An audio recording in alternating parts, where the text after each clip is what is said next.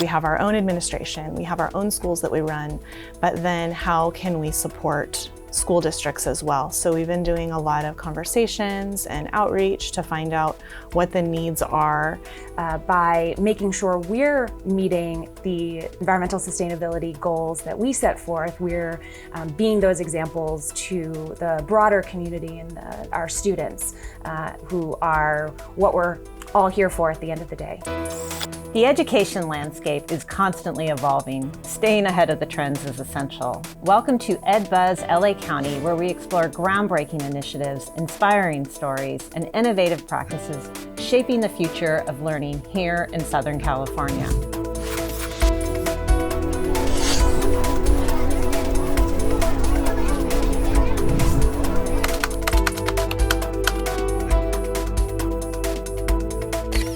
Earth Month is a time when environmental awareness takes center stage globally. There's no better moment to highlight the crucial work being done in our schools. Whether you're an educator, administrator, or student aiming to make schools more sustainable, this discussion offers practical tips and inspiration for greener, more resilient schools. I'm Elizabeth Graswich, Executive Director of Public Affairs and Communications. I'm joined by Laura Verbryck, LACOE's Facilities Compliance Manager, and Laurel Kruke, Energy and Sustainability Manager with Long Beach Unified School District. Great to have you both here today. Thank you. Thanks for having us. Absolutely. I want to start with just some definitions. Can you explain to our audience what environmental sustainability and climate resiliency mean in a school context? Sure. I like to start with the United Nations definition of sustainability, which is meeting the needs of the present without compromising the needs of future generations. But I feel like that definition is really just a minimum of like the bare minimum that you should do in order to survive and thrive in the future. And then when you look at the work that Dr. Eduardo did with the Aspen Institute in the K through 12 action planning, they really defined 4 different buckets related to education and sustainability, and those are adaptation, mitigation, education, and equity.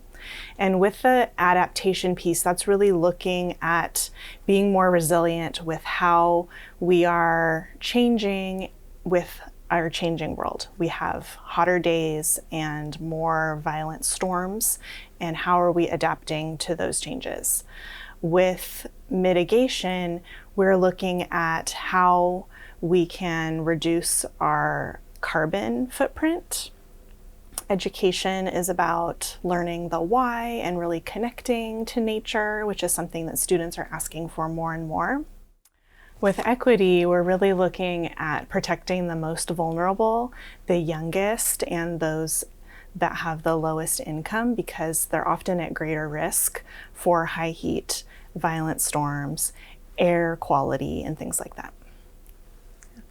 I love how Laura defined that, and then I would add from a school context, environmental sustainability and climate resiliency is so important to ensure our students are learning about it as well. We have thousands of students in our district alone, and by providing them with the opportunities to see environmental sustainability in their schools and in their community environments, and then learn about sustainability and climate resilience in the classroom has a huge impact on how we can meet these goals for sustainable development in the future. Well, and you're at Long Beach Unified, which is a very large school district. I want to say it's like, is it like the 4th largest in the state, something like that? It is, yeah. Okay. 65,000 students, 84 schools. Yep. So definitely a footprint. So why is this so important in the school context? I think what you just said about being a large footprint, schools in Long Beach as well as around the state and the country are have huge footprints, property footprints, real estate footprints, as well as impact footprints when it comes to our energy use, our resource use, as well as the education that we provide. And so by making sure we're meeting the environmental sustainability goals that we set forth, we're being those examples to the broader community and our students who are what we're all here for at the end of the day. Nice. Well, and Laura, I know a lot of the things that are done in this space are kind of behind the scenes that people may not even know that are taking place. What are some of those behind the scenes initiatives that schools may be doing? And I think just to emphasize that point a little bit, we need to do a better job at helping schools communicate what they are actually doing and even communicate what LACOE is actually doing. A lot of construction, just by nature of the California Building Code, is very green right now. And when you're doing upgrades to your HVAC and your electrical and your plumbing, that isn't necessarily something that's very visible because it's all embedded in the walls and kind of behind the scenes. But one thing that you can do to make it more visible is involve the students and the community where you can. If you're doing something where you are greening your playground, often you involve the community in the stewardship of that space. You often see, community volunteer days in order to really keep the playground up to snuff for students and play. But there are ways that you can do that with the building as well in order to emphasize the work that you're doing and ensure that that you kind of know that what you're doing has an impact. So for example, you can involve students when, let's say you have solar panels. Students can take measurements of the energy that's being generated. You can have students involved in just looking at the energy usage of the school, whether you have solar panels or not. There's so many things that you can do that tie into the curriculum that involves the students. Then when you start involving the students in the community, then your message gets to a bigger audience. And I love that example because it kind of works both ways. Not only are you getting curriculum involved in sustainability, but you're also showing students like real applications of the science and the math and the lessons that they're learning in the real world. Yes. Very cool. Well, and Long Beach Unified has made a significant commitment to this work. What inspired them? We have. Our students were a big part of the inspiration behind a lot of the policies and the sustainability plan. Long Beach Unified has been working on sustainability in many of our departments for a number of years. And the push from the students a couple years ago really helped to bring all of those efforts together and start to showcase what was happening throughout the district. And so I think that the students really pushing forward and advocating for their schools, their community, really helped bring forward those policies that got passed by our school board a couple years ago. And then students were also involved in advising on the sustainability plan, which I think was also a huge contributor to all of the work that is going on at Long Beach. And then also as a state, we have some requirements to meet in terms of renewable energy and greenhouse gas reductions. And Long Beach Unified is committed to meeting, to supporting those efforts as well. And so we set these goals along with our student and community advice to make sure we are doing our part to reduce our greenhouse gas emissions. Well, and I love the student-driven focus. I mean, this is one of those topics that it's just so clear that this is their future. And we're seeing that here locally, statewide, nationally, globally, where students are driving these conversations. And we're seeing it with our own Student Advisory Council. And, it sounds like that was one of the top 3 issues that they addressed as one of their priorities, Dr. Eduardo's Student Advisory Council. Can you share what the students focused on in that? Yeah, the students focused on what they wanted their schools to be like, from what they wanted the environments to look like and how they wanted to learn. Focusing on the learning piece, some people enjoy learning in the classroom and some people enjoy a more collaborative environment. If they're in the classroom, they want natural light and views.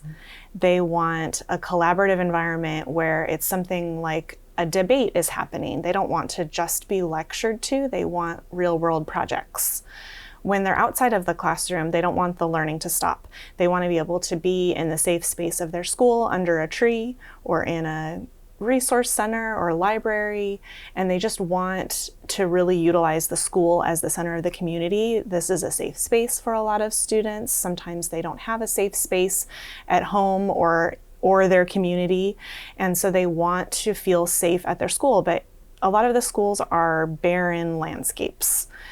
All of the outdoor areas are paved over. There are minimal trees. They don't have a lot of respite areas from the heat. So on hot days, they can often feel like they're trapped inside in the air conditioning. They want things that the adults want also. They want easy access to recycling. They want solar at their schools. They want electric vehicle charging stations so that it's easy for them to get to school with electric vehicles. They want environmental curriculum embedded into everything that they're doing. They don't just want it to be a topic that is talked about occasionally in their science class. They want clubs and lectures, and they really want to know more about environmental sustainability in their environment. One of the things that stood out to me that one of the students said is that you can't defend something that you're not close to. So when we're asking everyone to be an advocate for the environment, if you don't know the environment because you don't spend very much time in it, then you can't defend it. You know, it reminds me, we went to a visit at Lawndale, an elementary school with the most beautiful school garden I think I've ever seen. And it just completely, this is years ago now, and it stuck with me because it was right bordering up against an apartment complex. And they talked about really this was the only time that these kids really were able to engage in a gardening experience in this green space, and they brought lessons into the space, you know, from literature to science to others, and it's just such a beautiful thing for kids that maybe don't have those experiences. Yes. And I love this student focus, and kind of going back to your work with students. They were part of the work in developing it. What kind of obstacles did they have to kind of overcome in their work? From what I understand, so I'm relatively new to the district, so I was not part of the student advocacy of the policies, but you know, it was a 2-year process for them, and so and it was during the pandemic, and so there was a lot of you know, they had to gather remotely and then make sure they had the right people involved, and talking to folks from you know, the school board to the facilities and maintenance and grounds departments and other departments within the district. And so, you know, getting all of those, being able to talk to all of those people took a while. They gathered support from students all over the district though too. So while it took time, there certainly was this groundswell of desire. And I think to Laura's point, there's interest from our students. And these students were engaged over the course of a few years. And so they're starting some as young as middle school, getting involved in this advocacy work to get this policy passed by the school board. And so I think while the challenges of time and getting that groundswell of support are there, these students really persevered and continued to attend board meetings and make sure that this topic remained front and center on the district administration's mind. And so really pushed through to the finish line and got the policies approved by the board. Again, just so many lessons beyond like climate resiliency, communications, advocacy, civic engagement. I mean, it's such a great thing. And again, 2 years for students that have an awful lot else going on in their worlds. It's pretty impressive. So I agree. Yeah. Laura, I know we are now at LACOE starting our own sustainability action plan in partnership with the Greater Los Angeles Education Foundation, which we're really excited about. Can you share a little bit about what those key components are going to be and kind of what opportunities we have with that plan? Sure. Our work on the Sustainability Action Plan is really a collaboration between the Greater Los Angeles Education Foundation, who's been very generous to help support us with that, and Green Schools National Network and LACOE to talk to people about what's happening at LACOE, what's happening for our 80 districts and our 350 charter schools, and find out where we can provide support and advocacy for them. So LACOE also, we have our own administration, we have our own schools that we run, but then how can we support school districts as well? So we've been doing a lot of conversations and outreach to find out what the needs are and where that support is needed. One of the things that we've seen has been a challenge for districts is that the federal landscape is changing with funding. So everyone is hearing that funding for environmentally sustainable projects is not there anymore. And while there might not be something specifically earmarked for environmental sustainability, if you look at what is being allocated and what types of projects are being funded, there are still ways to get funding for your projects. So I think this is a really interesting piece where maybe projects are being funded more in the mental health space and wellness, but what is the relationship to environmental sustainability? If you are planning a revamp of your playground and you're going to take out a bunch of asphalt and add a lot of trees and add a more natural space, there's going to be a positive impact to mental health. So I think a lot of it is about telling the story so that it's compelling for the people that are providing funding. There's hope, right? Yes. And I love that you're sharing that. You guys have a 5-year plan that you're now enacting at Long Beach. And so I think that can kind of help inform others who are thinking about this. What will things look like in 5 years according to this plan? Well, we have some greenhouse gas emission reduction goals. So we are working towards electrification in a lot of different areas, our buildings, our vehicles, some of the equipment that we use at our schools and our grounds.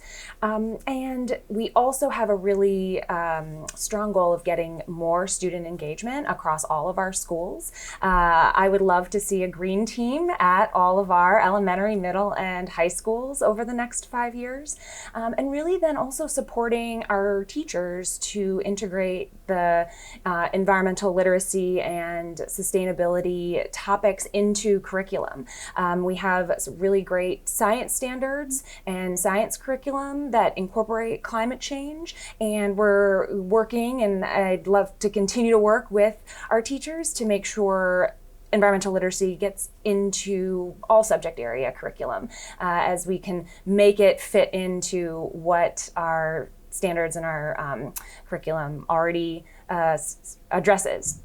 So I think those are kind of big things that I really look forward to working on over the next 5 years. And again, just circling back to the student engagement piece, all of this is for more environmentally responsible, environmentally friendly, healthy schools and spaces for our students to learn in. And so getting them engaged is a big piece of our sustainability plan.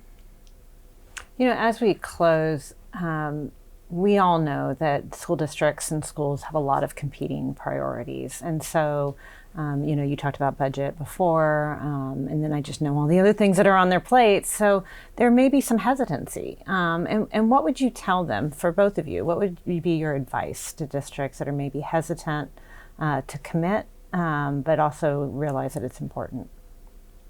I would say that you should look at the cost of inaction and weigh what that's going to look like in the future. What if I were to tell you that there was something that you could do that would increase test scores, decrease absenteeism, and increase the happiness and productivity of teachers. It's a pretty good deal.